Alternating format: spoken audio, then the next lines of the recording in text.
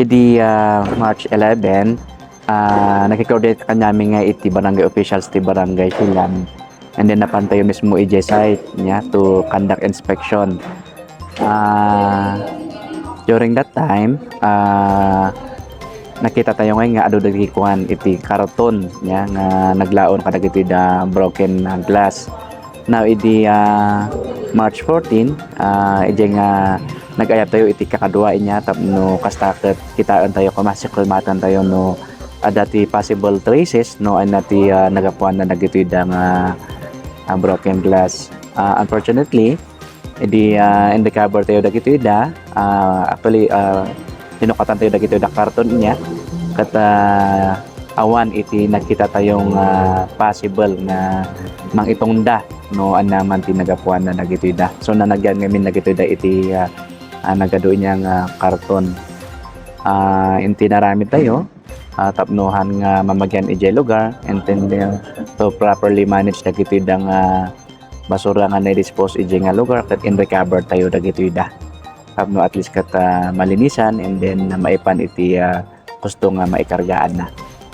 Dagitoy da nga karton kat adati na bilang tayo nga 14 boxes iti broken glass. Ano makita tayo di itsuran iti dagitoy da broken glass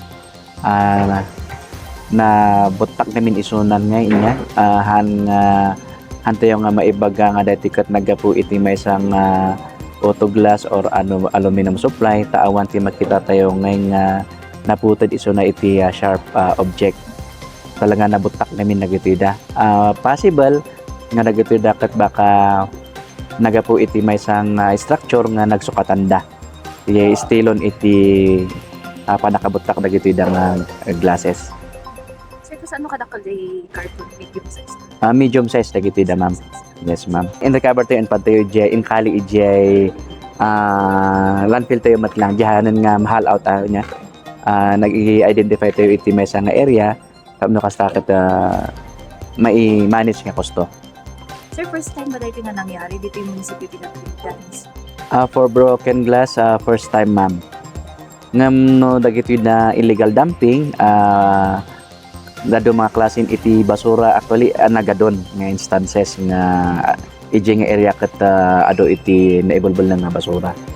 Actually adayo iti residences iji baba na gamin, ma'am, tikwan iji downstream ti ayan ti Balbalay yan ti community. Dito gamin, ma'am, kat basarakan along Silan Lamot Road, ma'am. Amo tayo nga iti Silan Lamot Road kat hanunay iti Balbalay.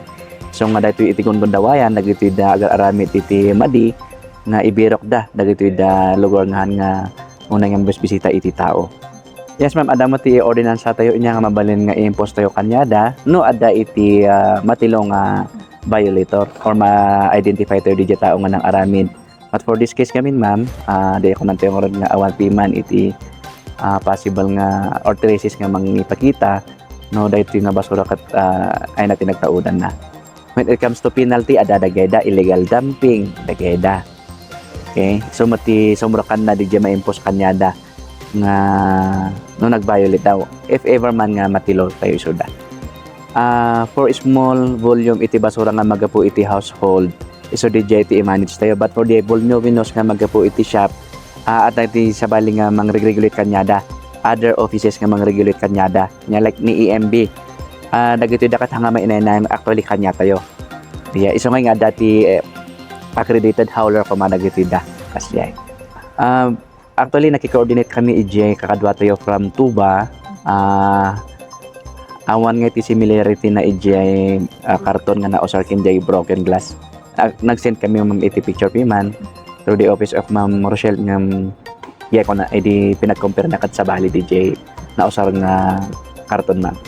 Ti unay-unay nga dawatan tayo kadagitoy da constituents tayo kinagitoy da kaaruba tayo nga lugar niya kat adamet dagitoy da identified nga collection points tayo nya no talaga nga ti basura tayo kat nagapu diti munisipyo ti Trinidad awan matdakas na nga dagitoy da kat basura dagitoy da basura kat ipan tayo iji designated collection point.